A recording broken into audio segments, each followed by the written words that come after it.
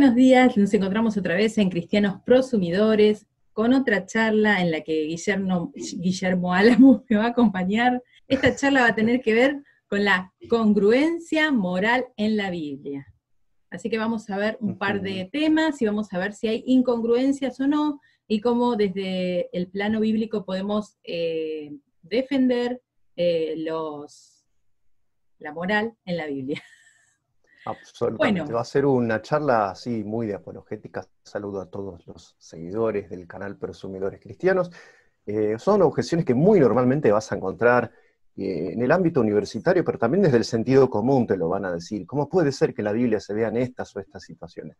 Así que vamos a abordar alguna de esas situaciones que algunos por ahí no muy duchos en esto de interpretar y leer la Biblia, en general les hace ruido. Entonces, bueno, vamos a adentrarnos en esos temas conflictivos de la Biblia, o en la Biblia.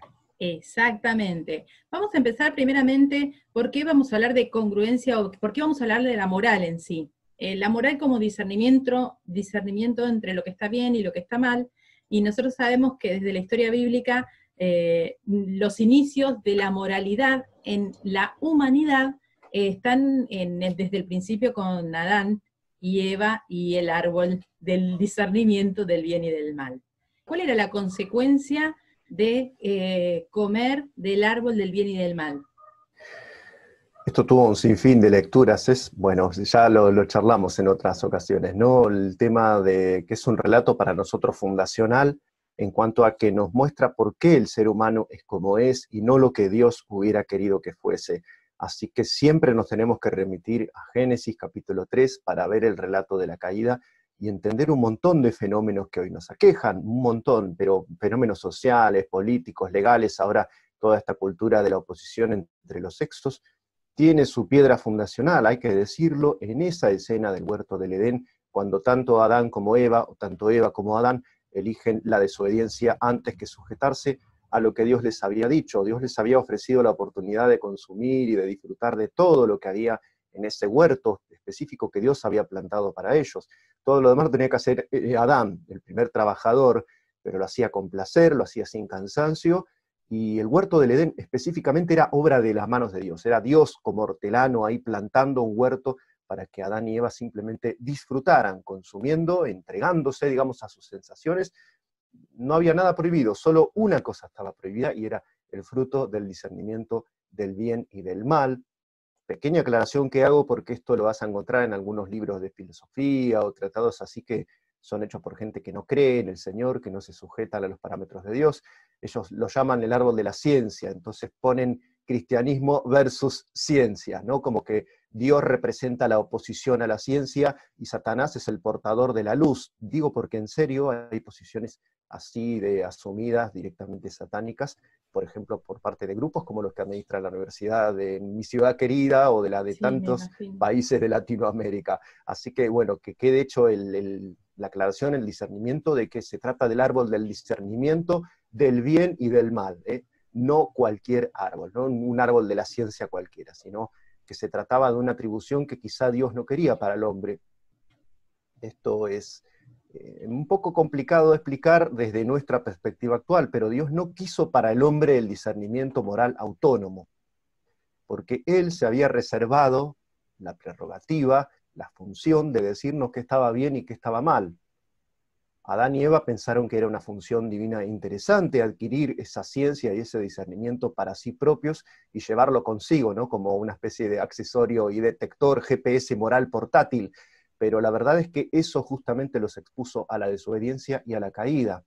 Entonces adquirieron el discernimiento moral para sí mismos, pero a precio de desobedecer a Dios y todas las consecuencias que vienen después. Así que es un tema interesante este de la inocencia primigenia de Adán y Eva. Lo único que estaba prohibido en el mundo entero para todos ellos, por eso la inocencia, no de incluso estar desnudos y no sentir ninguna clase de sensación desordenada ni de pasión pecaminosa, porque eran puros, sus ojos eran puros, su corazón era puro. Solo una cosa en el mundo entero estaba prohibida y era de la que ellos eligieron participar, el árbol del discernimiento o de la ciencia del bien y del mal. Sí, fíjate qué interesante que también la Biblia nos habla sobre que había otros árboles y había acceso, por ejemplo, al árbol de la vida. O sea que bien había estricto, acceso total. a sanidad, a vida abundante, a mejoría instantánea, a prosperidad, o sea, desde el lado de las tierras, cuando uno trabajaba, o sea, había un montón de condiciones pensadas para el hombre súper beneficiosas. Y en su omnisciencia, Dios protege al hombre restringiéndolo de este discernimiento entre el bien y el mal que quedaran a disposición del ser humano. Hoy Ujú. nosotros no podemos saber qué es lo que hubiera sido de la humanidad si no hubiera comido de ese árbol, si no hubiera participado Mm, de este discernimiento, pero sí podemos ver las consecuencias del hombre empoderado en este discernimiento, en tener sí, para sí las absolutamente. leyes que regulan la moral. Y nosotros, el gran daño que hace al hombre tener este poder sobre sí mismo, ¿sí? Vemos, por ejemplo, que a través de la historia hubieron reglas y leyes morales para garantizar la libertad o la igualdad entre la gente, para poder convivir en armonía, y vimos cómo a través de los tiempos van cambiando y ninguna se ajusta totalmente a dignificar ni al hombre, ni en este caso, como nosotros sabemos, a dignificar la imagen de Dios en el hombre. Entonces, nosotros entendemos que la verdad que las consecuencias nos muestran lo corrido, lo pervertido y lo dañino para la dignidad humana que es que nosotros administremos esas leyes. Pero bueno, vamos a hacer un recorrido histórico, porque Ujú. en la Biblia una de las cosas que nos suelen decir es que se encuentran un montón de ejemplos de personas que han tenido alguna conducta desde nuestros ojos inmoral y también que son inmorales en cuanto a los mandamientos de Dios. ¿Qué podemos decir acerca de esas particulares historias que se encuentran en la Biblia y que la Biblia no las oculta, sino que muestra toda la verdad sobre esas personas? ¿Qué podemos decir sobre esos casos? ¿Por Ujú. qué en la Biblia se registran? Quizá lo más útil que para sentar las bases de nuestro argumento y que ya quede claro desde el comienzo, ¿no? Empezar aclarando los tantos. En la Biblia tenemos una serie de prescripciones que la gente que no cree, a veces cree que la Biblia es un libro de moral, digamos, y que hay un montón de mandamientos: no toques, no mires, no huelas, no pienses. En ese estilo, y desde tapa a tapa, las 1800 o 1600 páginas según la versión que tiene la escritura, la imaginan así, pura legislación, cuando la realidad es que hay una cantidad enorme de relatos de todo tipo, épicos, hay como micronovelas, como el relato de Ruth, por ejemplo, o el relato de Esther en Persia. Bueno, un montón de situaciones que son narraciones, hay poesía, también hay expresiones incluso desgarradas de almas subjetivas en los salmos. Aparece también el Cantar de los Cantares, que generó algún tipo de incomodidad, algún rabino incluso antes de Jesucristo. Entonces, es un compendio que abarca cualquier cantidad de géneros diferentes, y en especial en donde está centrado el foco muchas veces de los que objetan es en las narraciones, porque se imaginan que la Biblia es una especie de libro como un desfile de seres impolutos y perfectos que se ofrecen ante nosotros como ejemplos morales intachables, como unas ideas platónicas bajadas del cielo, y no es así. O sea, la Biblia nos muestra, nos cuenta de ellos todo, nos cuenta incluso algunos detalles ruines y sumamente desagradables de algunos de los, entre comillas, héroes bíblicos. Entonces, lo que tenemos que hacer cuando hacemos una lectura de la vida de esos héroes es un discernimiento. A veces la Biblia te lo aclara, generalmente la Biblia te aclara si alguien estuvo bien. Por ejemplo, más lo que hizo en este caso el rey fulano no fue agradable a los ojos de Yahvé. Digamos, siempre hay un tipo de, alguna puntualización de que eso no agradó a los ojos de Dios. Y si no aparece en un libro, aparece en otro. Por ejemplo, en el relato de Reyes no aparece nada sobre Salomón y su poligamia, pero sí aparece en Nehemías.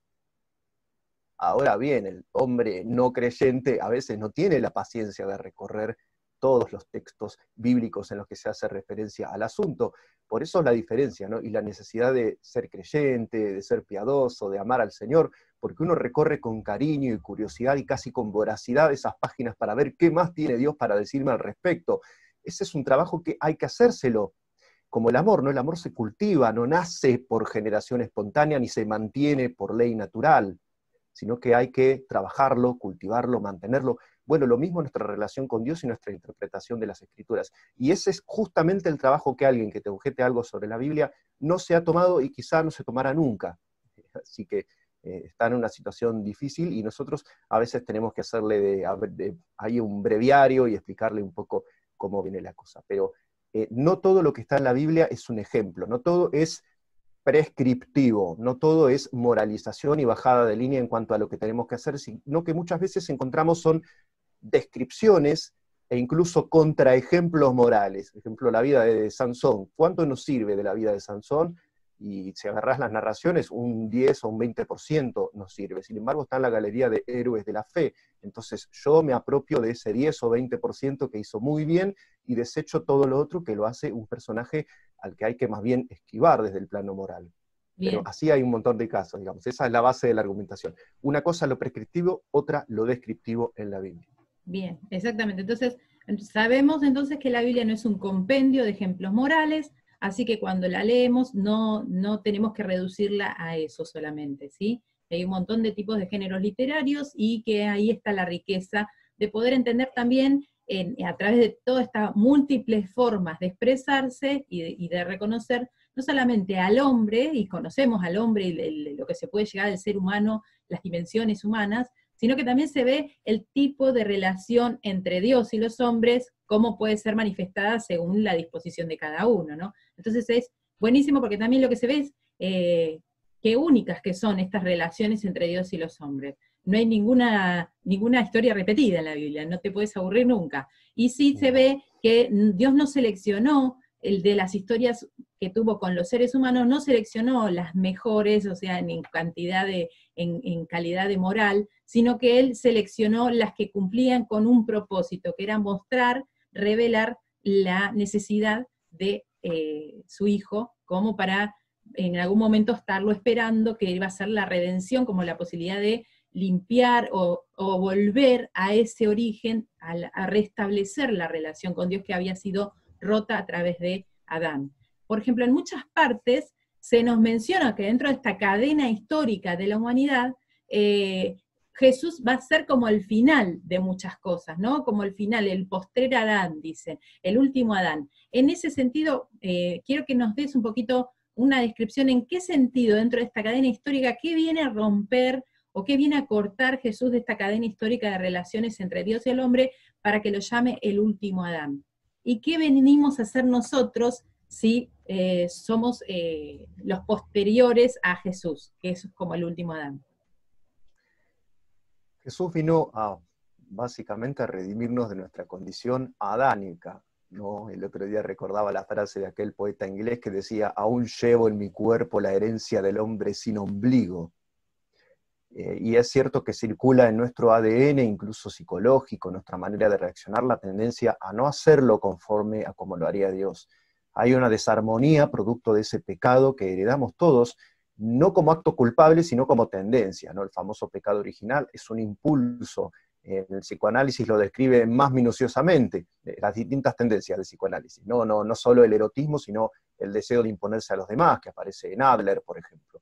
Bueno, todo eso nos viene de nuestra herencia del hombre sin ombligo. Así que lo que viene Jesús es a destruir toda esa herencia. Viene a destruir nuestra tendencia a hacer el mal y a implantar en nuestros corazones la tendencia a hacer el bien. En el medio hablamos siempre de ese proceso de revelación progresiva, ¿no? Y de pedagogía de Dios. Dios le manda a su pueblo escogido, a los israelitas, en este caso, la ley, una serie de preceptos, de obligaciones de tipo civil, comercial, relaciones interpersonales, sentimientos incluso. Por primera vez en la historia se empieza a regimentar sentimientos puros e impuros. Esto a los antiguos no les importaba demasiado. Vos vas a ver, todos los códigos legales de la antigüedad dicen: el que hace esto, que se le haga esto. Pero no hay un guarden la pureza de sus corazones, no envidien, no le deseen el mal a nadie, no quieran sacarle la mujer a su prójimo. Eso no existía en los códigos antiguos. Así que esta ley pone de manifiesto la pecaminosidad del corazón humano y la necesidad de un redentor, de alguien que transforme nuestra naturaleza y que nos haga de nuevo hombres inocentes y puros en la presencia de Dios. Pero es entrar en esa relación, en esa propuesta que hace Dios de sumarnos a este nuevo Adán, en vez de en desobediencia, en obediencia, en vez de en incredulidad, en fe, en confianza, en rendirnos ante el dominio y la soberanía de Dios, que es algo que la naturaleza humana rechaza ahora en nuestro estado actual con todas sus fuerzas, rechazamos. Así que por último, viene a redimirnos de nuestra naturaleza de gente mortal, de gente sujeta a la enfermedad, a la muerte física, a la separación del cuerpo y del alma, y nos promete la vida eterna y la resurrección, ejemplificándola Él el primero, siendo el primogénito de los muertos, como se nos dice en alguna parte, el último enemigo que va a vencer Jesucristo, y nosotros junto con Él va a ser la muerte, cuando seamos resucitados y seamos revestidos de una naturaleza nueva, con cuerpo y alma, eso sí, transformados, como si fuera un 0 kilómetro. Por eso vamos a unirnos a ese nuevo Adán que es Jesucristo, y esa es la propuesta que Dios le hace al ser humano en este momento, y bueno, hasta el fin de los tiempos. No va a haber otro camino, es solo solo unirse a Jesucristo y participar de ese nuevo Adán. O sea que, en definitiva, lo que quiere hacer Dios a través de la historia, desde el momento que el ser humano peca, Dios ya tenía pensada la solución para volver a restablecer esa dignidad humana que se empieza a degradar. Y si bien Dios advierte las consecuencias antes de que sea consumido el fruto, porque no es una advertencia posterior, sino que antes le dice, el día que comieres, de cierto morirás, o sea, hay una sentencia de muerte que el ser humano, con voluntad propia, sí, o sea, él fue el culpable, o sea, la responsabilidad de tomar de ese fruto sabiendo las consecuencias es totalmente para el ser humano. Y Dios viene a restaurar no solamente toda la dignidad que se puede estar perdiendo a través de la cadena histórica de la humanidad, a través de Adán, sino que desde el momento que viene Cristo, ahí empieza la restauración, que es en vida, porque si bien nosotros tenemos que esperar un montón de cosas para poder volver a esta dignidad como Dios la pensó, sin embargo, desde este momento nosotros podemos, a través de la comunión con Jesucristo y con la ayuda del Espíritu Santo, resignificar y dignificar nuestras vidas como seres mortales. Entonces está buenísimo porque más allá de un montón de promesas que tenemos para dignificar nuevamente nuestra humanidad tal como la pensó Dios, ¿sí? Nosotros desde ahora, desde que tenemos relación con Jesucristo, podemos empezar a restablecer esa relación.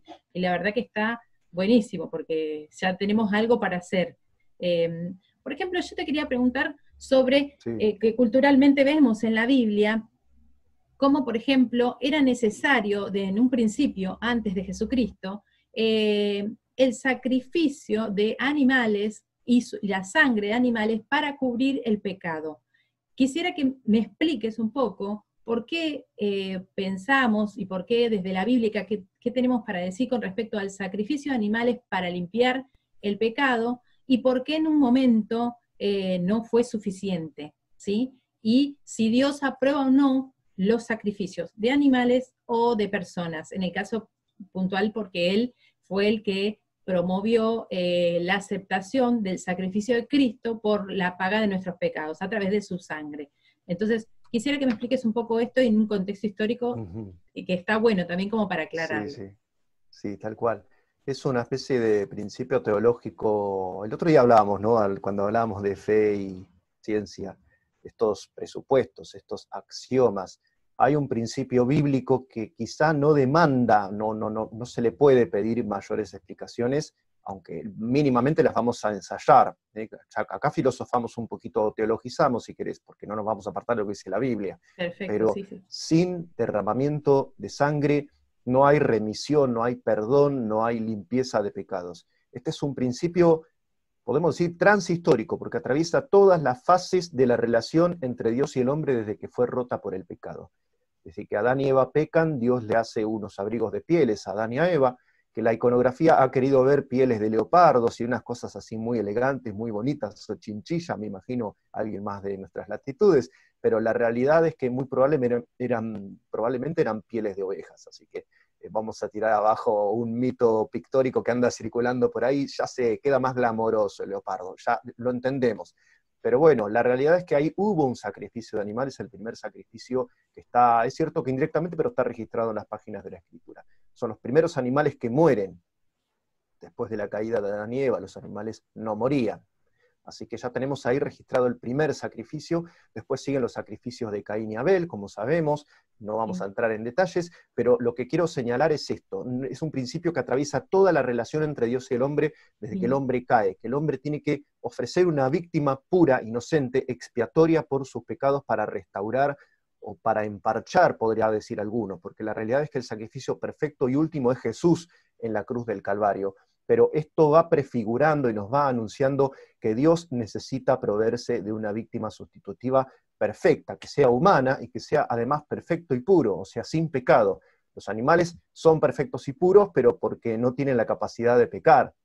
O sea, en ese sentido son perfectos, pero no eran lo que Dios necesitaba y lo que Dios va a terminar proveyéndose a sí mismo al enviar a su propio Hijo, Dios hecho hombre, a morir por nosotros en la cruz. Así que es un principio que atraviesa toda la relación. Vas a ver cada vez que abras las Escrituras, vas a ver cómo estaba detalladamente prescrito para los judíos, cómo iba a ser en ese templo, en ese santuario nacional, el régimen de sacrificios, y cómo en algún momento del futuro también esto se va a reanudar, y cómo después, cuando Dios limpie la tierra y establezca el reino mesiánico, el reino de los 1000 años, famoso de Apocalipsis capítulo 20, va a volver a ofrecerse sacrificios, probablemente ya no para expiar los pecados de nadie, pero sí como una conmemoración y una celebración de lo que Jesús un día tuvo que hacer por nosotros al dejarse llevar a la cruz. Algunos dicen como un reemplazo de la cena del Señor, ¿no? De esa compartir el pan y el vino que hacemos los cristianos actualmente en memoria de lo que Jesús hizo por nosotros para pagar nuestro pecado. Así que es un principio que abarca todos los tiempos. Ahora, pequeñísima aclaración o reflexión, si querés, más de índole filosófica o teológica. El pecado destruye, el pecado es muerte y el pecado nos separa de Dios y el pecado exige una víctima, exige una punición. Y esa punición es la vida de alguien. Alguien tiene que morir por el pecado que se comete. O sea, el pecado es muerte. Entonces, la única manera de que se subsane esa relación rota entre nosotros y Dios por cada uno de nuestros pecados, incluso los inconscientes, como va a decir Job, que es un caso interesantísimo, después por ahí vamos a tener tiempo de tratarlo, la realidad es que Dios necesita una víctima, digamos, nosotros necesitamos que nuestro pecado sea quitado y Dios va instruyéndonos en el régimen de sacrificios que llega finalmente hasta la persona de Jesucristo. A partir de ahí quedan invalidados los sacrificios, pero los hebreos van a retomar en su momento un régimen de sacrificios que Dios no va a rechazar. Atenti a la paradoja ahí para los teólogos que tratan de hacer a veces entrar todo en algunos casilleros mentales que no están bíblicamente muy justificados a veces. Racionalizamos todo, pero hay cosas que no se pueden racionalizar mucho. Esta es la realidad. Pero bueno, básicamente eso, Dios prescribe un régimen de sacrificios, Dios acepta en determinado contexto sacrificios y va a volver a aceptar en otro contexto también. Pero los cristianos no tenemos que hacer sacrificios porque creemos en Jesús y mediante la fe, a través de la fe, somos librados, como dice ahí, de la ira venidera y somos hechos a la imagen de su Hijo y constituidos hijos de Dios también nosotros, hijos adoptivos. Me parece que es súper fundamental ir acercándose, si bien es un choque contracultural muy grande, aceptar que la autonomía en el ser humano nosotros tener ese poder sobre nuestras vidas y sobre nuestra libertad, es una de las causas principales de la caída del hombre, y la verdad que va a tener un montón de consecuencias dañinas para nosotros. Sin embargo, es algo que culturalmente se promueve, el ser autónomo, el ser dueño el ser empoderado, y entonces el deconstruirse y volverse a construir como a uno le gustara, como si fuéramos un bloque de Raspi que vos deconstruiste y construís otra cosa. O sea, esas tendencias vienen muy fuertes. Desde lo que es el ser humano se busca, o sea, a través de la historia podemos ver cómo ellos se agrupan en sociedades, en sistemas, en el que tienen un cierto regímenes de reglas y leyes para la convivencia, para poder vivir en cierto lugar, en territorio, hasta lugares que se establecen como nación, a través de ciertos lineamientos en donde hay una separación de otros pueblos, ¿sí? Pero también se ve la forma de gobierno, ahí como algo distintivo de las culturas humanas, ¿no? Como que hay una selección de ciertas personas que nos representan, que van a cuidar que se cumplan ciertas leyes, es más, que van a legislar, o sea, que van a poner ciertas leyes que van a ser para todo ese territorio, para todas esas personas que están bajo ese reino o gobierno o imperio, ¿sí? Y nosotros vemos que una de los avances, vamos a decir por ahora, que vamos a tomarlo entre comillas, ¿no? Una de las cosas que se promueven como un avance dentro de lo que es la sociedad y de las culturas, es esto de haber llegado a la democracia, como un sistema de gobierno, donde hay una igualdad, donde hay donde cada uno es portador de un voto y puede elegir a aquel representante, donde a través del voto de las personas y de la mayoría se legisla y se aprueba una ley, donde se promueven que hayan ciertas personas que estén dispuestas a cuidar que se cumplen estas leyes, y ahí están, por ejemplo, estas autoridades en lo que tiene que ver con la policía o gendarmería y lo que venga. Así que desde este lado vamos a ver un poco eso. ¿Es realmente un avance dentro de lo que es el ser humano y su forma de vivir en sociedad? ¿Es un avance el haber llegado a la democracia como sistema de gobierno? ¿O Dios tiene otra propuesta? Sí, primero quiero amasijar a la democracia, después nos dedicamos a ver cómo sería un sistema teocrático, porque es el plato fuerte de lo que dijiste. La democracia es el poder de decisión de la gente. Empecemos, o sea, sigámosle el juego, porque es mentira esto, claramente. Yo cuando voy al cuarto oscuro me encuentro con 5 o 6 señores que son, de acuerdo a los preceptos bíblicos, uno peor que otro, y tengo que taparme la nariz y elegir al menos peor, o como en el caso de la última elección en la Argentina, directamente no elegir a ninguno, y poner el sobre vacío adentro de la urna, porque esta es la realidad. Entonces, no es un poder de elegir a lo que le parezca a las colectividades humanas, eso es mentira. O sea, ahora nos queda más claro porque con todo el avance que hay de las comunicaciones, etcétera, sabemos que hay ciertas opiniones que son muy mayoritarias en nuestra sociedad que tienen cero representación en todos esos señoritos que aparecen en las boletas que después nos ofrecen para votar. Entonces no hay tal cosa como que la gente decida cuál va a ser su gobierno.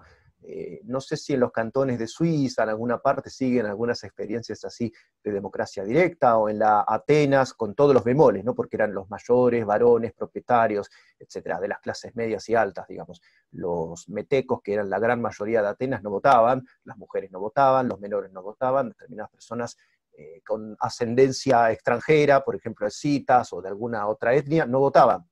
Hasta varias generaciones de griego, vos no votabas en Atenas. Bueno, la cuestión es que hay muy pocas experiencias de democracia real.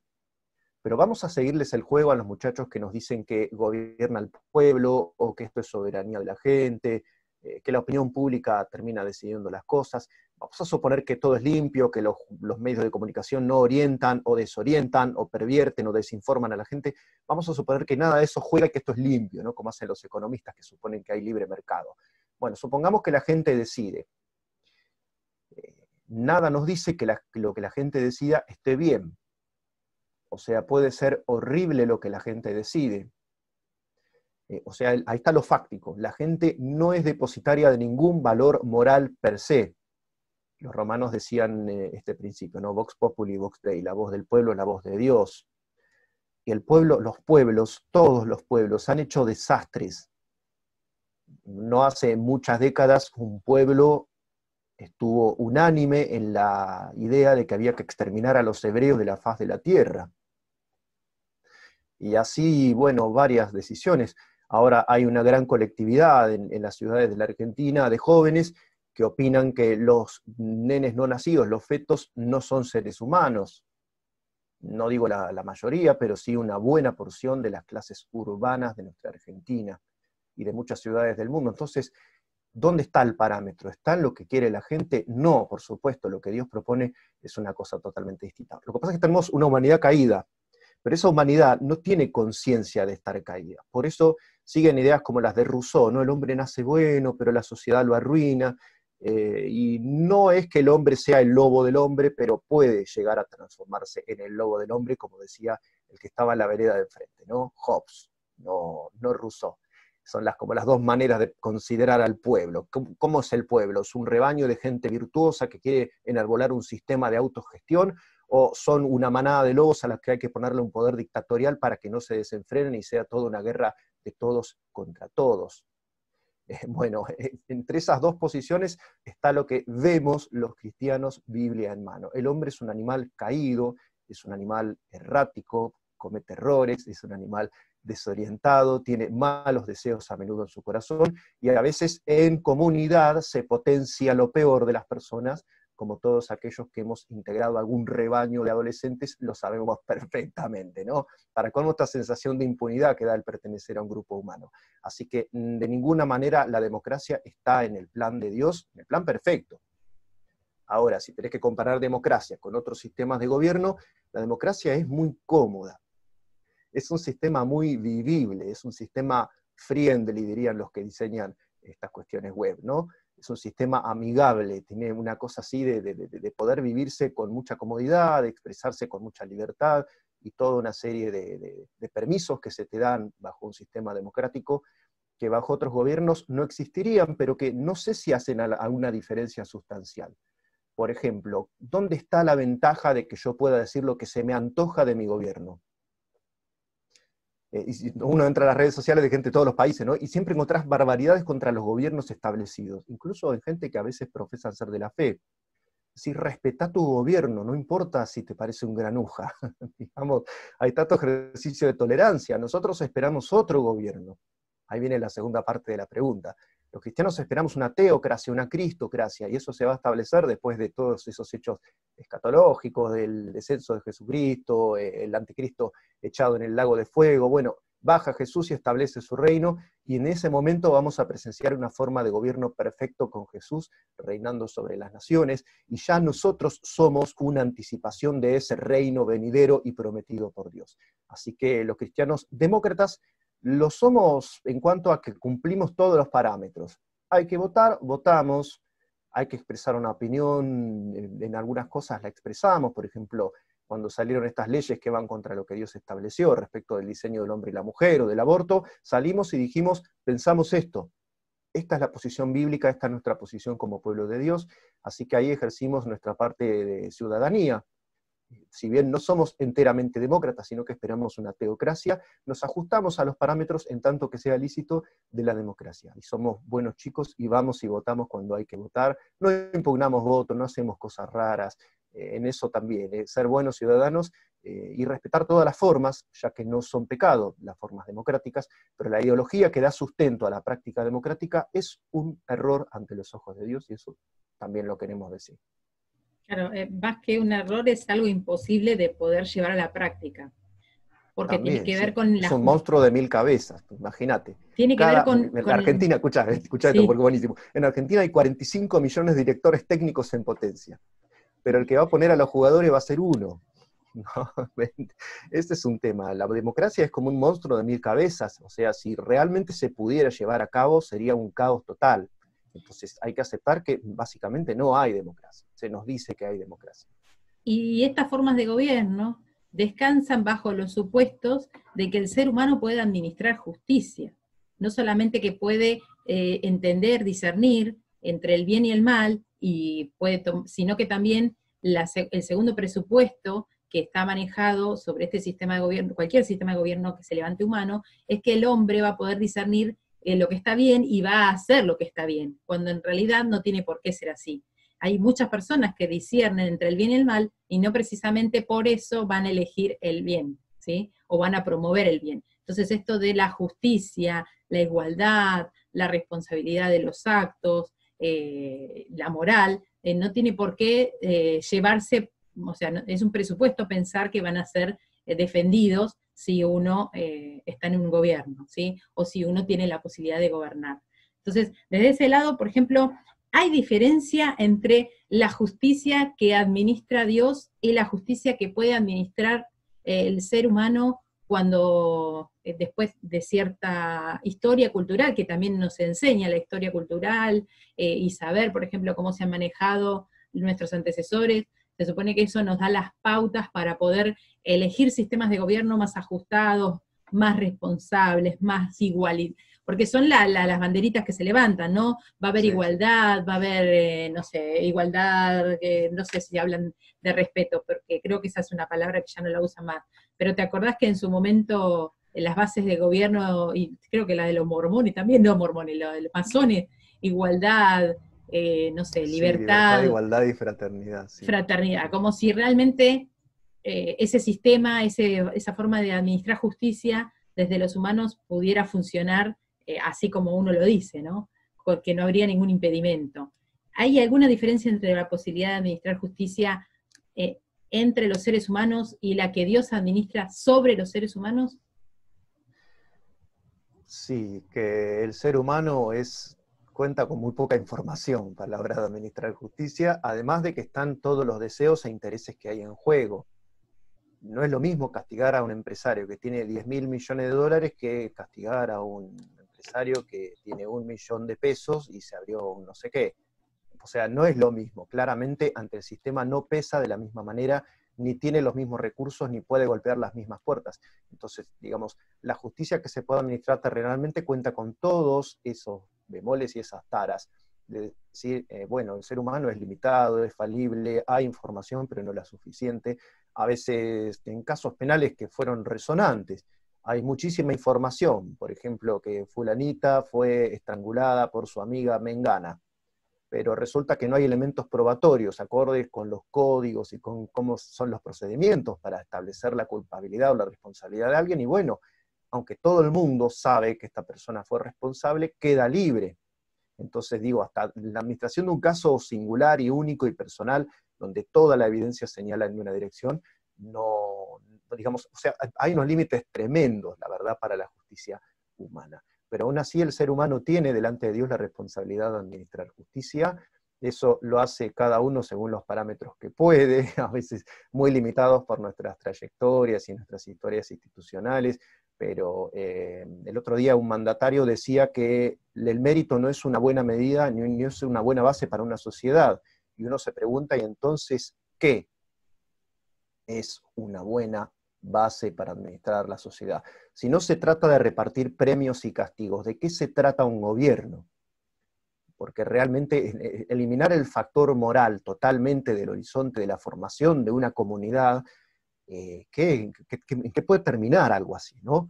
¿Qué experimento estamos viviendo como sociedad argentina? ¿No? Porque ya vamos a identificar de qué se trata, pero la verdad es esa, la falta de criterio total y absoluta en la que están cayendo por separarse cada vez más de lo que Dios estableció en su palabra. Ellos quieren ser tan buenos, tan tolerantes, tan amplios, tan liberales, tan amigables con todo el mundo, que no quieren ni administrar justicia por momentos. Y tienen como uno de sus intelectuales cabecillas a un señor que simpatiza muchísimo con una teoría que se llama abolicionismo, que dice que no hay que penalizar a los malos, que habría que abrir las cárceles, dejar que los presos anden sueltos por la vida. Digo, sin ser un abolicionista, anda por ahí cerca el hombre del que estamos hablando, y los argentinos van a saber a qué nos referimos. Pero la realidad es que un criterio tiene que haber, y en cuanto más cercano sea ese criterio a lo que Dios establece en su palabra, mejor le va a ir a la sociedad. O sea, esta es una realidad también. O sea, es un manual que funciona la Biblia. Es pragmáticamente útil cumplir la ley de Dios y tratar de ajustarse a los parámetros bíblicos, con nuestros errores, nuestra falibilidad, nuestras malas tendencias, con la natural desigualdad entre los poderosos y los débiles, sí, pero tratar por lo menos de ajustarse es una ventaja que, bueno, algunos tienen y otras sociedades evidentemente no tenemos. Sí, pragmáticamente útil y también real y posible. Porque yo estaba pensando, ¿no? Que muchas veces dentro de lo que son sistemas sociales, para ajustar reglas que sean iguales para todos, el que administre esa regla tiene que quedar incluido. Entonces, no tendría que haber nadie favorecido por alguna regla que no sea impuesta hacia él.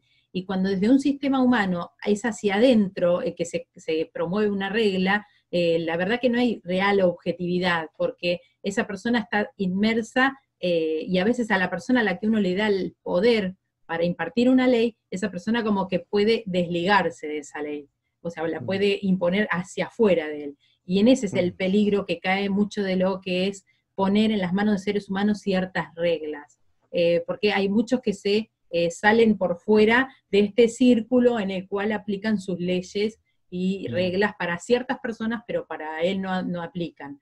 En ese sentido, por ejemplo, yo escucho desde las personas que por ahí están en autoridad o que pueden legislar o que pueden hacer que se legalice algún tipo de ley para nuestro país. Ellos, por ejemplo, suelen decir que que quieren tratar de ser lo menos morales posible, de ajustarse lo menos posible a cuestiones morales y de defender las leyes desde otro lugar, ¿sí? y dicen, no, eso no nos metamos, por ejemplo, con tus creencias, con tus ideologías, con esa moral o con esa ética, porque no es con la que yo voy a aplicar, voy a tratar de ser objetivo. Y después ellos en su propia vida no aplican esos mismos pensamientos. Ellos, por ejemplo, abolir cualquier tipo de penalidad, ¿no? Después si a ellos les pasara algo así como que les pase, le roben o les maten a su hija o lo que sea, ellos van a querer exigir justicia.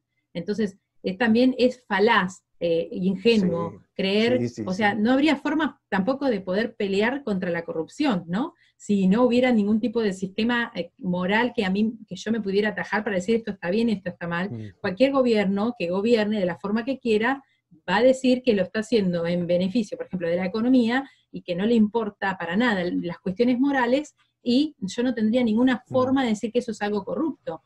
Porque si ellos económicamente eliminan cierta cantidad de personas para favorecer a la economía, para ellos si no tienen ningún tipo de piñe moral, no habría por qué decirles corrupto, o decirles que eso es injusto, o que eso es immoral, ¿no? Por eso hay ciertas cuestiones que se vuelven como en contra del ser humano. Cuando el ser humano quiere aplicar una ley y también quiere poner ciertas cuestiones morales de lado, vuelve a quedar como adentro de esa bolsa. Es una trampa. Es la trampa de la ley. Echa la ley, echa la trampa. Exactamente. Sí, pero igual, el tema también es que si vos no tenés parámetros morales, tenés parámetros de otro tipo. Ahí tocaste la cuestión económica. Si Dios no es tu Dios, es probable que haya otra cosa que esté ocupando el lugar de Dios. Yo no creo en el ateísmo por eso también. El que no cree en Dios cree en el horóscopo, lo cual es ridículo. Que una configuración, que es como leer la borra del café, que yo leo en el cielo, se superpone con cierto planeta, a mí me va a traer cierta influencia. Es loco, realmente es crazy pensar que algo así puede ser posible. Y hay gente que se profesa atea y resulta que después van a las revistas o a los medios o a las publicaciones a ver qué les deparan los astros. Entonces, digo, yo para ejemplificar lo ridículo que es el hombre cuando se aleja de su fuente suprema que es Dios, lo irrazonable, lo loco que puede llegar a ser, y lo idólatra también que se vuelve, porque el que no pone a Dios por cima y el que no tiene un criterio moral, tiene un criterio de otro tipo. Y ahí señalaste vos lo económico, y sí, Mamón, ¿no? El Dios de las riquezas. Si no está Dios en el centro de tu corazón, puede que lo ocupen las riquezas, o la nombradía, o el prestigio, o no sé qué, la representatividad para cierto grupo humano. Siempre va a haber un ídolo en tu corazón reemplazando a Dios, y eso es lo que suele pasar. Así que sí, si eliminás lo moral de los códigos de un país, queda la pura fuerza, por ejemplo, la fuerza económica. Eso no hay más que alargar un poquitito la visión y ver lo que está pasando en Latinoamérica o en buena parte del mundo. Sacás los criterios morales que quedan, y el rédito de ciertos grupos, de ciertas empresas, con las cuales quizás vos estés conectado. Por ejemplo, en nuestro país se sabe que muchos funcionarios están conectados con organizaciones que buscan el rédito, matando como ese personaje de Avengers, ¿no? Matando a la mitad de la humanidad, porque así se eliminan problemas para el futuro de su dominio sobre el mundo. Entonces, eliminás lo moral, eliminás la justicia, sí, pero quedan otros criterios diferentes, y eso es lo que se está viendo ahora. Sí, estaba viendo esto, viste que en un momento te dije, si realmente cuando se aplica la justicia humana es lo mismo o hay alguna diferencia con la justicia de Dios. Y la Biblia en esto se expresa claramente, que donde obra la justicia humana, no obra la justicia de Dios, como que la justicia humana no es la que, o sea, donde nosotros elegimos el establecer esas leyes y parámetros para establecer justicia, estamos quitando la posibilidad a Dios de ejercerla, o estamos por ahí dándole la vuelta humana y estamos poniendo más de nosotros que de lo que diría la Biblia, ¿no? Sí, yo aplicaría eso sobre todo a los casos de venganza, ¿no? Ahora que tenemos una sociedad que clama, que está sedienta y que le cuelgan de los colmillos, diría Martin Luther King, ¿no? Goteando de sus labios y de sus colmillos la venganza y el desquite y la venganza por mano propia, y estas cuestiones que se ven ahora por las calles, ¿no? De gente que lincha, esa es la palabra que se usa por acá, a uno que le quiso robar un celular a alguien, van y le dan una paliza y lo envían al hospital hecho trizas porque se quiso robar un celular. Ellos ya determinaron que merecía esa penalización. Han pasado de gente que han sido prendida a fuego en su casa porque se parecían a un violador que aparecía en no sé qué cartel. Entonces, esa clase de cosas se ven, y que, bueno, en ese caso sí hay que señalar que el enojo humano no obra según la justicia de Dios. Si el ser humano quiere hacer la justicia de acuerdo a lo que Dios dice en su palabra, tiene que obrar de manera fría, de manera racional, de manera calculada y ateniéndose a los hechos, no guiados por la pasión. Eso se ve mucho cuando hay estallidos de furia de la gente, ¿no? Que la gente a veces quiere prender fuego todo, y no es el modo, no es el modo. Acá en Argentina hubo una crisis muy grave en 2001, y la gente decía que se vayan todos, que se vayan todos, que se vayan todos, ¿Y y quién al queda? final se quedaron todos.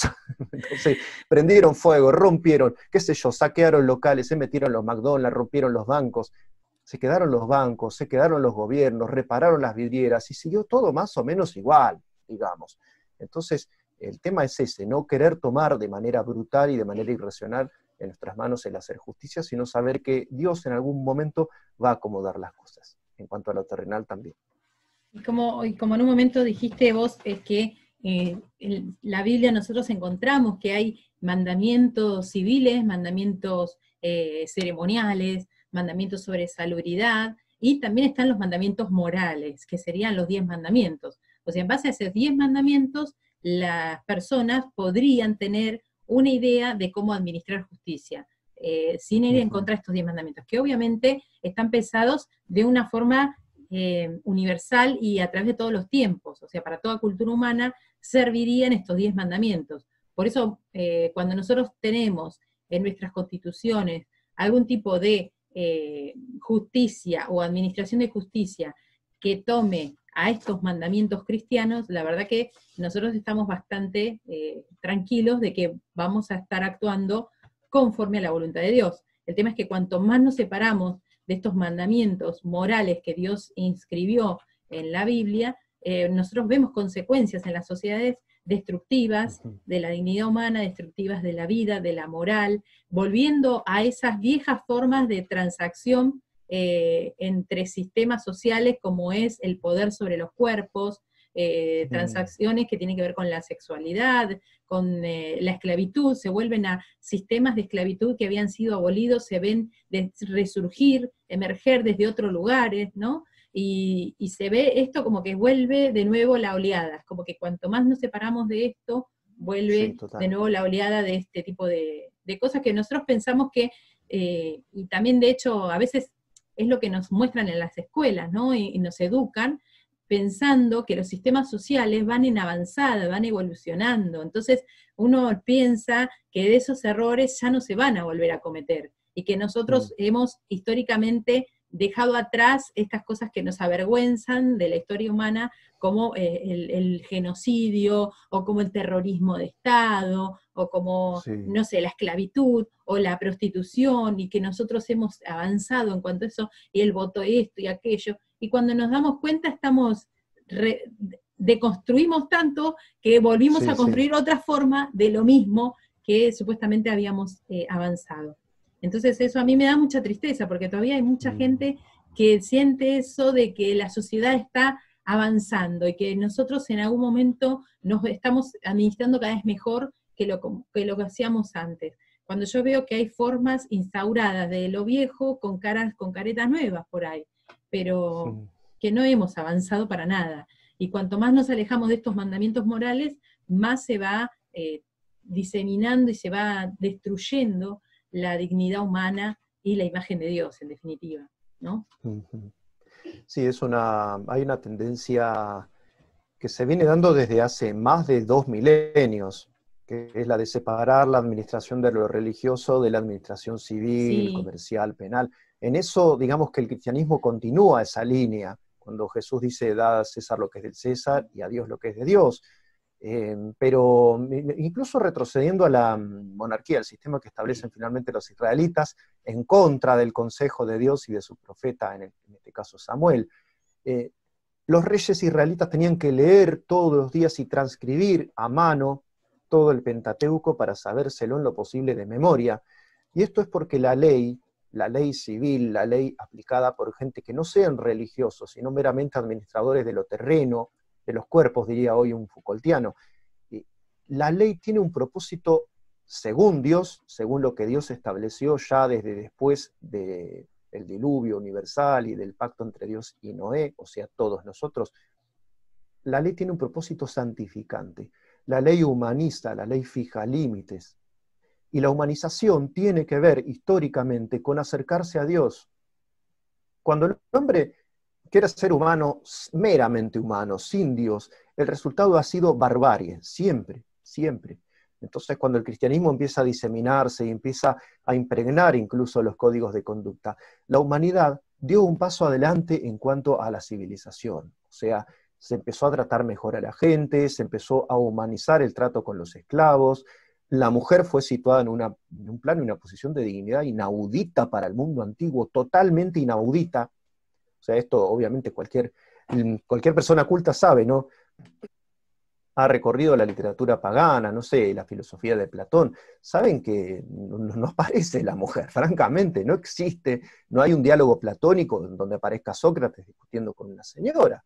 En algún momento se dialoga, pero es, digamos, como una cosa sumamente excepcional, como un lujo que se le permite. Pero la realidad es esa, el cristianismo, la relación con Dios, la idea de un código legal como santificador de la sociedad, como moralizador de las costumbres de la gente, tiene que estar vigente. Y hoy en día no está, porque se pretende un código que solamente regimente las relaciones entre ciudadanos y excluir la dimensión moral y espiritual de la gente, y la realidad es que eso está llevando a, es cierto, formas renovadas de barbarie, porque ya no hay autoridad para, por ejemplo, reprimir la prostitución. Entonces, ¿qué se hace? Se la reglamenta. Entonces existe el sindicato AMAR, Asociación de Meretrices Argentinas. Digo, esto que es una vergüenza, que es un bochorno, que es una calamidad moral y espiritual, además de todas las cosas que desde los sanitarios se propagan a través de esto, ¿no? No hay que entrar en muchos detalles. Se acepta todo esto, se legisla, se legaliza todo esto, se le da un barniz de cosa aceptada, y hasta se lo mira con ojos de, uy, mirá qué progresistas que somos, mirá qué desinhibidos, qué liberales que somos. Y la realidad es que las consecuencias siempre están. Ahí está la deshumanización, y por eso tampoco se puede castigar demasiado a alguien que tiene un taller clandestino, por ejemplo, y tiene gente que trabajan durante 20 horas seguidas por un plato de comida. Porque ¿de dónde te agarrás para decir que eso está bien o está mal, si las leyes cada vez más se van desligando del asunto moral y de nuestros deberes para con los demás? Entonces, ese es el riesgo al que quedan expuestos, cuando en los códigos legales el factor moral y espiritual queda de lado.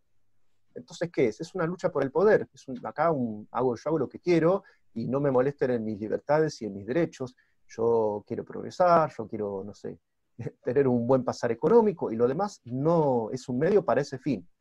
Entonces, si la ley se desliga de eso, y si no busca un proyecto humano, si no tiene un proyecto humano detrás, va a ser cada vez peor, y le va a ser cada vez más difícil a los gobiernos administrar a esas masas que quedan bajo su administración. Sí, una de las cosas que yo veo que otra vez te la vuelvo a nombrar, desde Naciones Unidas, o desde... se vuelve como a hablar de estos grandes ideales, ¿no? Como la búsqueda del bien común, ¿sí? Entre otros, ¿no? Entre la paz, bueno, pero la búsqueda del bien común, ¿es real? ¿Es factible desde lo que son las sociedades que que están emergiendo ahora, desde estos sistemas que quieren quitar o que quieren desvalorizar los mandamientos morales bíblicos? ¿Es factible la búsqueda del bien común, o en realidad es otra de esas mentiras que no tendrían fundamento si se quita los valores cristianos, judeo-cristianos? Porque si bien ellos se pronuncian en contra de los valores judeo-cristianos, bastante claramente en contra, por otro lado, se promueve esto de la búsqueda del bien común. ¿Qué bien común, Claro. ¿qué bien común habría? ¿Cuál sería? Los muchachos esto es maravilloso, pero lo que hacen ellos en general cuando se pretenden tan progres y te dicen que en el futuro está todo y todo eso, son tan liberales ellos, ¿no? Y tan humanistas, es una pasteurización del cristianismo. Te va a pasar cuando abras algunos filósofos morales que ya se pretenden no cristianos o agnósticos. Decís, pero acá está lo mismo, pero ¿por qué me decís imperativo categórico y no me decís que es la regla de oro de Jesucristo? Es lo mismo, solo que le cambiaste las palabras.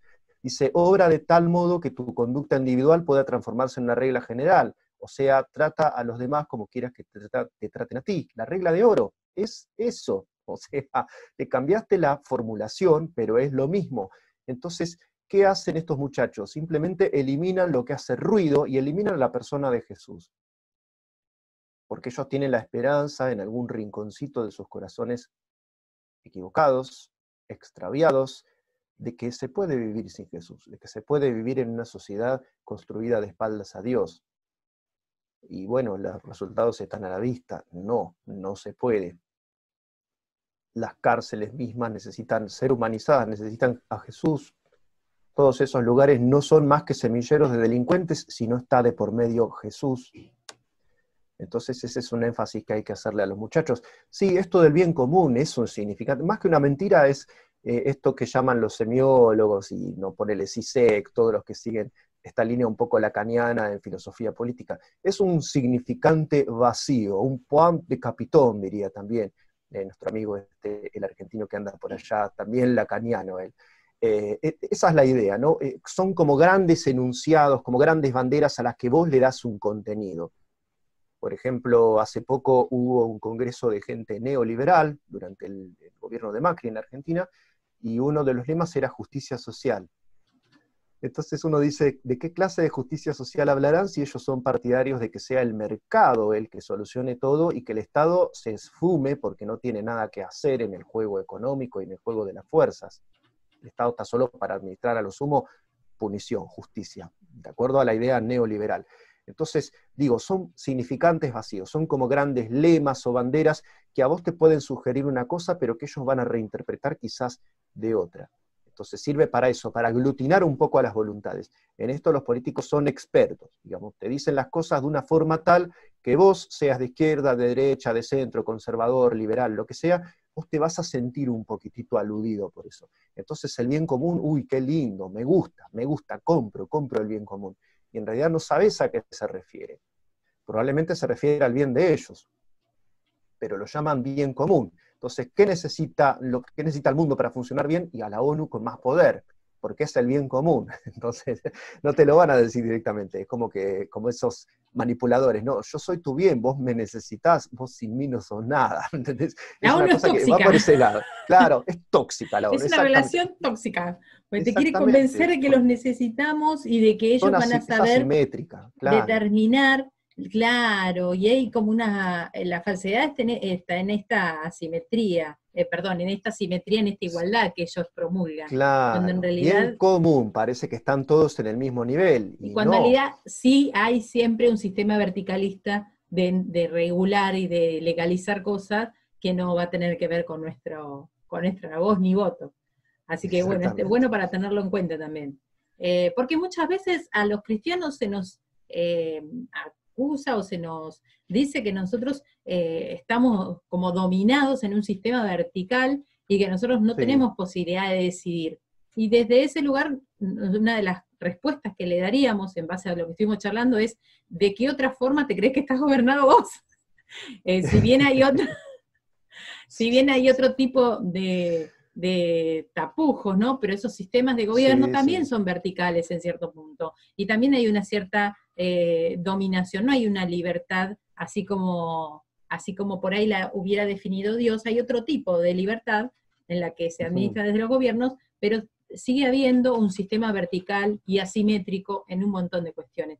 Porque donde Y funciona la peor, sí. libertad individual, no funciona la libertad del resto, de la colectiva. Entonces, a veces, esto es un principio de derechos que te dicen que donde vos estás administrando tu derecho individual no tenés que coartar el derecho de los demás. Entonces, desde ese lugar se trata de hacer como una legitimación horizontal.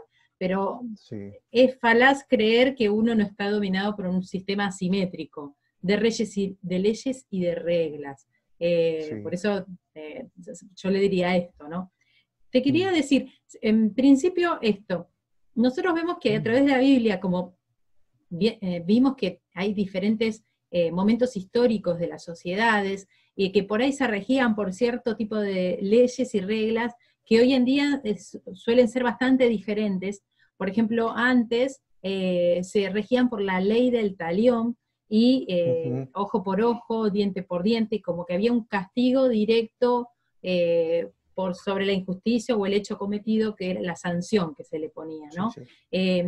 Hoy por hoy esa ley viene a ser sustituida por otro tipo de puniciones que se supone que están más ajustadas al hecho cometido, ¿no? Pero nosotros en algunas cuestiones notamos que hay un desfasaje, como que, no te digo que se vuelve a la ley del talión, pero estamos en retroceso, me parece. ¿Querés explicar un poco este sistema de Sí, regulación social en base al sí, el castigo de... talión sí, se puede enfocar desde dos lados y en los dos casos vamos a filosofar un poquito, o sea, no nos queda otra opción. Yo entiendo que la ley del talión es el principio básico e inmodificable y eterno de todo derecho, de todo derecho. O sea, si alguien me robó, me tiene que devolver lo que me robó y compensarme por haberme robado. O sea, esto es básico. Si alguien me rompió un diente, eso está en la Biblia, eso está así textualmente, me rompió una muela, me tiene que pagar el implante, el arreglo y alguna multa, porque yo tenía una muela, me la sacó y ahora me tengo que poner un implante. Es tan sencillo como eso y está todo estipulado, no caso por caso. En el caso de un homicida, le correspondía ser muerto por ese mismo sistema legal. Entonces, no hay una extralimitación ni hay ninguna especie de barbarie, digamos, en esto, sino que hay una limitación incluso, porque lo que se estila en ciertos grupos, y es sabido, ¿no? Si vos me escupiste, yo te saco un ojo. Y no, no se trata de eso, digamos, se trata de establecer un parámetro, de manera tal que el castigo sea exactamente correspondiente con la ofensa o lo que se vulneró, el derecho que se vulneró de cada uno. Entonces, digamos, por ese lado podés decir que es la base perfecta del derecho en todos tiempos y es la base del sistema que Dios va a utilizar para juzgarnos a cada uno de nosotros. Entonces, malas noticias para los cristianos que por ahí se suben a ciertos discursos de que Dios es ultra misericordioso y no va a juzgar a las personas. Dios sí va a juzgar a las personas y aún a los cristianos va a juzgarlos según lo que hayan hecho. Entonces, y a los incrédulos también, según lo que hayan hecho, y hay de ellos porque están en pecado, así que cada uno de sus pecados los van a pagar tales y como los cometieron por toda la eternidad delante de un Dios que es eterno. Entonces, la ley del talión funciona siempre. Ahora, nuestras sociedades han ideado sistemas progresivamente benignos para con el delito, y bueno, se piensa que, por ejemplo, pasar unas temporadas entre rejas puede solucionar, incluso hay muchos discursos para justificar la práctica carcelaria. Es otro significante vacío. La práctica permanece, esto lo diría Bourdieu también, ¿no? La práctica es lo que permanece. Las significaciones que se le asignan a la práctica van variando de época en época. Entonces ahora se habla de reinsertarlo, de volverlo útil de nuevo para la sociedad, que aprenda de nuevo la cultura del trabajo. Resulta que no se puede tampoco obligar a los presos a trabajar, entonces si trabajan se les paga un sueldo, y entran en contacto unos con otros, se hacen cada vez mejores para lo suyo, que no suele ser lo bueno. Entonces, el tema es que la práctica carcelaria permanece y se le da ese sentido de ser algo más benigno que la aplicación del talión en el caso de algún asesino múltiple, por ejemplo. Pensemos en este señor de acá de la ciudad de La Plata que exterminó a su familia y que pasó algunos años en la jaula y salió hecho la misma fiera que había ingresado, e incluso un poquito peor quizás. Un psicólogo daría un par de posiciones sobre eso, pero bueno, no me quiero meter en el asunto. La cuestión es esta: la ley del talión es la ley de la perfecta justicia de Dios. Nuestras sociedades no están aplicando nada de esto y probablemente no estén haciendo bien. Quizá no deban ser tan benignos con determinados tipos de delitos. Eso es lo mínimo, lo chiquitito que quiero decir. Claro. Después, la otra parte, la otra forma de enfocarlo es que el talión en su tiempo, y para el estado de barbarie en el que vivían los pueblos de Oriente Medio y de toda esa época, estamos hablando de cerca del año 1500 a.C. aproximadamente, cuando Dios le revela su ley a los hebreos en el monte Sinaí. En esa época era la barbarie y era justamente el talión era una limitación y era un paso hacia la civilización. Eso es enfocarlo desde el costado y el hemisferio progre de nuestro corazón, ¿no? Decir que era una manera más benigna de tratar la cuestión de las ofensas y de los daños hechos o recibidos. Yo lo que veo es que, con respecto a la ley de talión, es que era una forma de poder restituir aquello dañado, ¿no? Y que de hecho es una de las formas en las que socialmente nosotros educamos a nuestras generaciones a tratar de que si uno de alguna forma es consciente de que se ha hecho un daño, no solamente con pedirle perdón se restaura. La restitución Exactamente. es un concepto bíblico que creo que muchos cristianos no les llegó bien la Sí, información, sí, sí. porque se habla mucho desde el púlpito y desde lo que es educación cristiana, se habla mucho de perdonar, y realmente la gente cristiana con la ayuda del Espíritu Santo aprende a perdonar, que eso es algo Mm, que es evidente, que los cristianos aprenden a perdonar y dan segundas oportunidades, eso se ve. Pero mm, hay algo que tiene que ver con la responsabilidad de aquella persona que ha lastimado, roto mm, o, no sé, vulnerado algún derecho, a restituir. Y yo creo que eso desde el plano cristiano también, ¿no? Como volver a poner sobre la mesa la responsabilidad y también en base a la justicia que Dios por ahí quiere, ¿no? Porque a mí me gusta mucho ese versículo que dice, ¿qué es lo que pide Dios del hombre? ¿No? sí, Y realmente Dios pide que uno trate de hacer justicia. Y yo creo que la justicia y amar misericordia sería esto, de poder decir, perdóname, te perdono, dar perdón es ser misericordioso, ¿no? Pero restituir mm, es esto, es también que uno está diciendo, promovemos la justicia. Si alguien sí, te sí, hizo sí. un mal, se tendría que esa persona preocupar por restituir de alguna forma, ¿no? Yo creo que eso desde los cristianos está un poco lejos, ¿no? ¿Qué te parece a vos? Sí, sí, sí, sí, sí. Es que nos han inflacionado el ego. Entonces, lo de prosumidores me viene bien, lo tengo ahí ante mis ojos. Somos consumidores, somos como ese niñito de pecho y seguimos tomando la leche y ya es hora de que comas alimento sólido, varón o mujer. Y se trata de estar a la altura de la naturaleza de Cristo, no de decir, yo necesito que me acepten como soy. Ya está, Cristo te aceptó, Cristo murió por vos cuando estabas en tus pecados. Ahora, ¿qué vas a hacer vos en gratitud y en respuesta a eso, a ese acto que ya fue efectuado por vos? No hay nada que reclamar.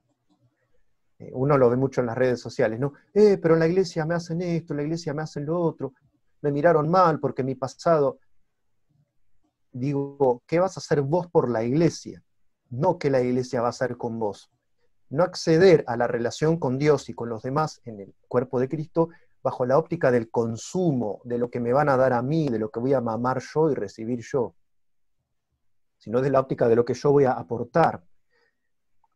Entonces es ese, entre comillas, ¿no? Detalle lo que le está faltando a esta sociedad y a esta generación, porque estamos absorbiendo un discurso que es muy fuerte ahí fuera, que nosotros nacimos para realizarnos, para ser feliz, para triunfar, para ser unos leones, para imponernos a los demás, para ser cabeza y no cola. He escuchado que se cita por ahí y la verdad es que no. O sacar al león que hay dentro, no, guarda que hay una oveja que ¿Qué necesita ser sos? guiada en ¿Qué vos. lo cornflake? Sacalo. Sí, claro, sí, es el ¿Qué el tigre de sos? Kellogg's. ¿Qué te crees que sos cerealistas? Pará un poco. Sí, además viene el diablo, te da el gatito supuesto, viene el diablo, te da una cachetada y te acomoda las ideas, porque realmente somos muy vulnerables y muy fáciles de extraviar y de seducir. Entonces, ya te digo, son como discursos, no sé cómo decir, discursos fuerza, son discursos que ni siquiera los recibimos como discurso, sino que nos permean y están constantemente ahí como una expresión atmosférica. Esa imagen me gusta un poquito más, que no nos damos cuenta, pero que está ahí y que a veces nos moldea hasta nuestra relación con Dios y con la gente. Sí, yo, por ejemplo, otro concepto que también me hace ruido en cuanto a la necesidad que tenemos de hacer cosas, ¿no? De volver a ser más activos en cuanto a nuestra condición de cristianos, ¿no? Es esto de redimir, de que fuimos redimidos, ¿no? Que esto un poquito hablábamos recién de la sangre de Jesucristo, que fue la que pagó nuestros pecados y que ahora nosotros somos redimidos, hemos sido vueltos a comprar, tenemos de nuevo un valor, y ese valor es altísimo, porque ahora el valor agregado no es cualquier cosa, el valor agregado por nuestra humanidad caída ahora es la sangre de Cristo. Entonces es sumamente importante hacer algo ahora que fuimos redimidos, no quedarnos en esa situación bueno, tuve un pasado horrible y no sirvo para nada, sino que fuiste redimido y con la sangre de Cristo. ¿Qué valor agregado más alto podés pensar para la condición humana? Yo no, ninguno.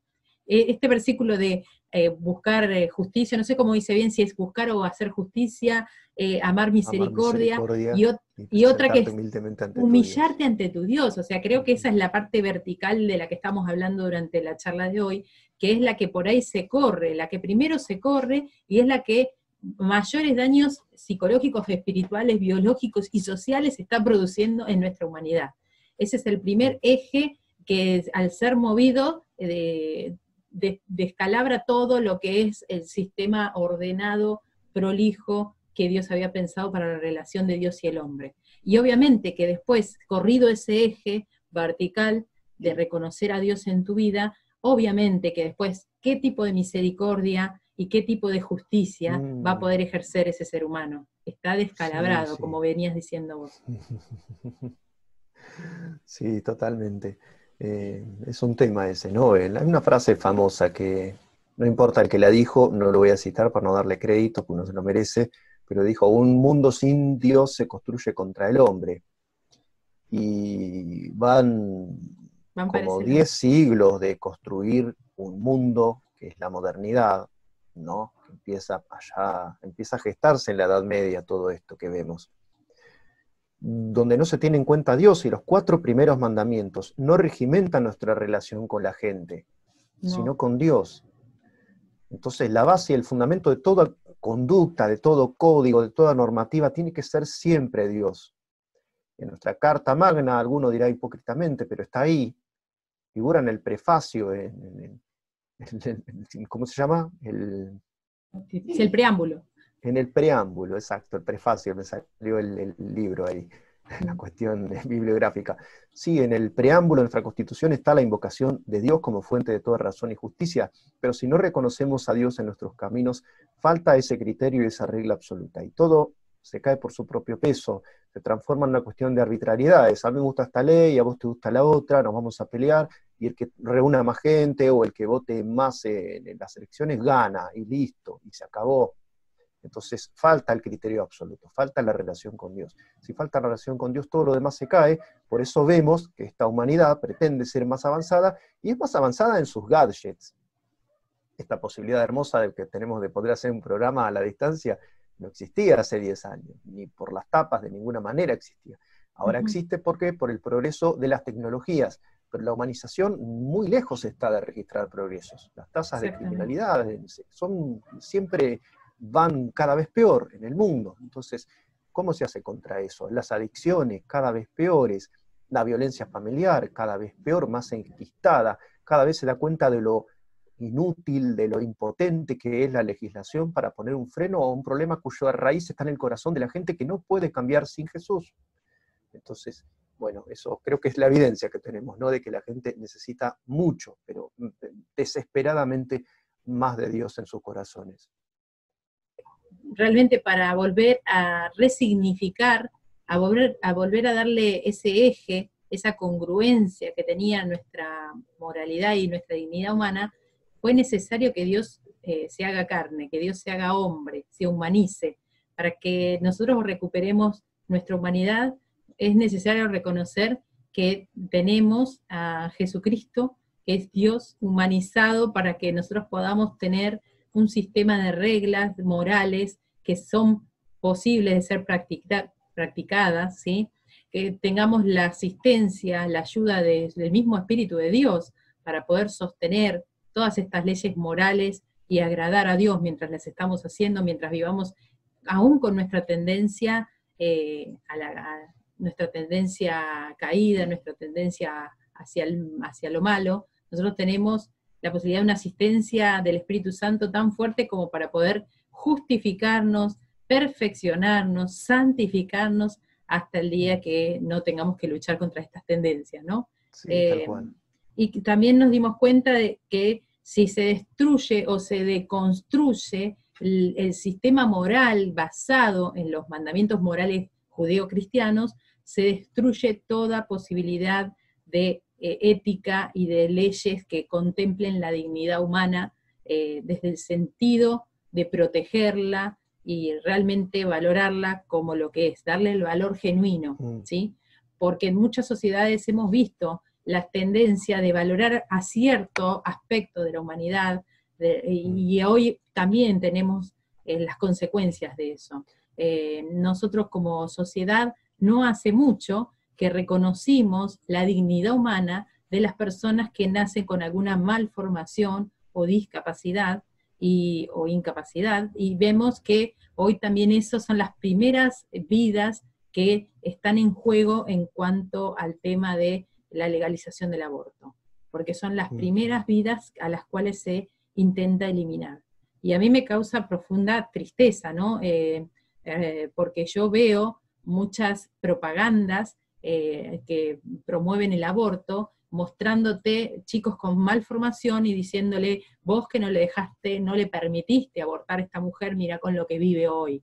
Y como mostrándote la fatalidad de una decisión, de promover o de defender esa vida, ¿sí?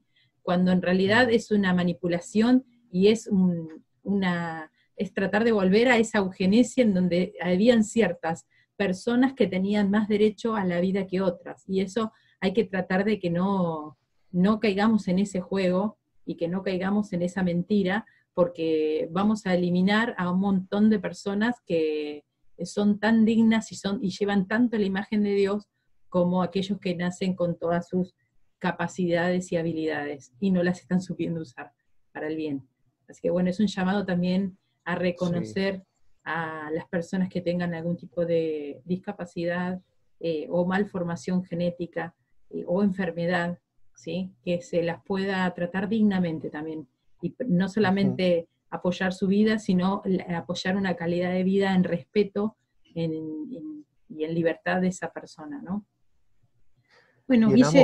amor, el amor tiene que estar mucho más manifestado cuando lo que tenemos enfrente es más menesteroso y más débil. No, o sea, es una consecuencia extrema, o sea, fíjate el nivel de deshumanización que se está viendo realmente, ¿no? En los países así llamados superdesarrollados, como Suecia, Islandia, Noruega, donde no ves chicos retrasados ni malformados porque los abortan, no llegan a nacer. Entonces, esa humanización, ese reconocer la dignidad humana, que la imagen y semejanza de Dios está en todos, nos debe llevar a amar a aquellos que tienen algún tipo de limitación, a amarlos más cuanto más limitados son. Esto venía siendo toda una cultura que hasta en lo más, si querés, pintoresco se observaba y ahora ya no se observa, que es esto de defender y simpatizar con el más débil siempre. Ahora se está perdiendo eso, dicho sea de pasada. Antes era como la base de todas las narrativas heroicas, incluso de los cómics, del manga, anime, todo eso. Siempre por quién se ponía uno, por el más débil, no por el más fuerte. Bueno, eso se está perdiendo y vemos que la gente ahora defiende a los más fuertes en muchos casos o simpatizan con los más despiadados, como en el caso de este Thanos que mencionábamos hoy de Avengers. Entonces, está como todo en una transformación donde el amor va perdiendo presencia.